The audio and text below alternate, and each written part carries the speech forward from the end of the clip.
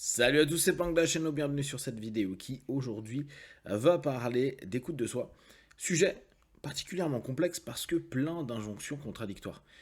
Je pense que vous avez régulièrement entendu l'idée de écoute-toi toi-même, prends attention à ce que tu penses, prends attention à ce que tu ressens. Euh, Toutes ces logiques qui nous amènent dans un travail personnel, que ce soit psychologique ou de développement de soi, d'avoir la possibilité de mieux se connaître, mieux se comprendre et possiblement de réorienter quand on a des dissonances à l'intérieur de nous, des moments qui ne correspondent pas. Seulement, trop s'écouter devient également un problème. Des personnes qui vont rester figées dans des émotions qui les empêchent complètement de grandir, d'avancer ou juste de vivre simplement leur quotidien.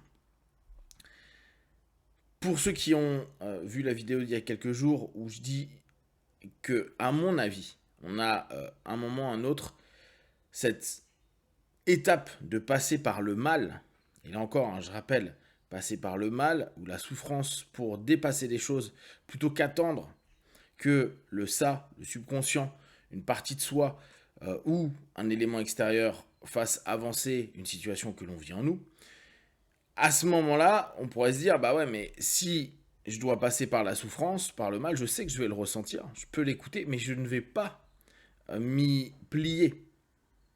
Je vais pouvoir entendre que j'aime pas ça, que ça me saoule, que c'est dur, que peut-être même physiquement ou émotionnellement, je me déplace dans un monde qui me blesse. Alors me blesse, le mot n'est pas juste, mais me fait du mal à ce moment-là. Et je dois continuer à avancer. Ou en tout cas, je dois. Là encore, c'est quelque chose qui serait carrément autoritariste. Donc j'ai décidé d'avancer. Et j'ai décidé que je prenais ce chemin-là. Donc on a constamment cette espèce d'ambivalence à dire apprends à t'écouter. Et moi, en cabinet, c'est quelque chose que je dis beaucoup. Et en même temps, je dis ouais, mais t'écoutes pas trop. Et là, on arrive dans t'es gentil, mon pote, mais confusion. Euh, et c'est, je pense, une des complexités pour nous, et je pense qu'à ce moment-là, on l'a tous plus ou moins vécu, de se dire quelle est l'écoute la plus juste de soi-même. Et tout ça va dépendre, une fois de plus, des cadres. À quel moment je m'écoute, à quel moment je ne m'écoute pas, dans quelles conditions je suis capable ou je peux m'écouter, ou je dois, à nouveau devoir.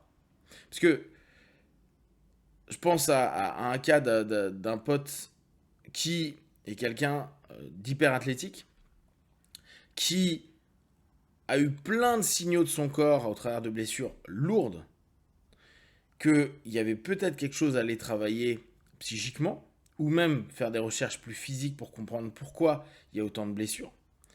Et une fois qu'il est, on va dire, guéri, ou en tout cas que ça va un peu mieux, parce que assez rarement il écoute son corps pour aller jusqu'au bout du processus de récupération, il reprend, et au fur et à mesure, tout ce qu'il vit est de pire en pire.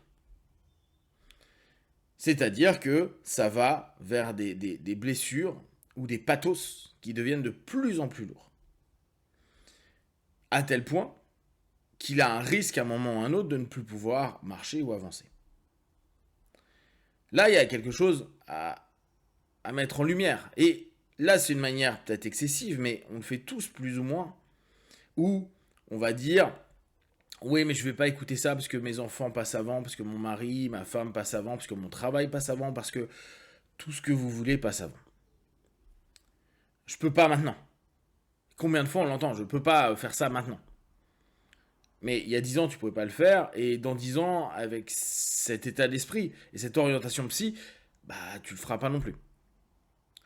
Alors, parfois, on a l'impression que ne pas s'écouter, ou en tout cas traverser le mal à ce moment-là, sans jamais écouter, c'est-à-dire moins par décision objective que par obligation qu'on s'est imposé à nous-mêmes, un surmoi ou un ensemble de règles morales qu'on s'est imposées, à ce moment-là, on peut vraiment se rendre compte que va y avoir une incapacité à se retrouver et à se comprendre.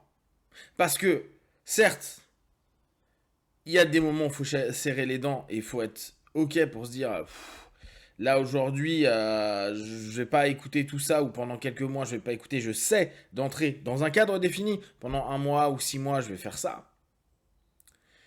Néanmoins, après, je vais devoir prendre un temps d'écoute.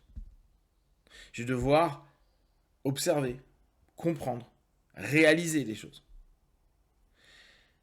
Là encore, j'utilise le mot devoir, mais c'est jamais une obligation, c'est une décision.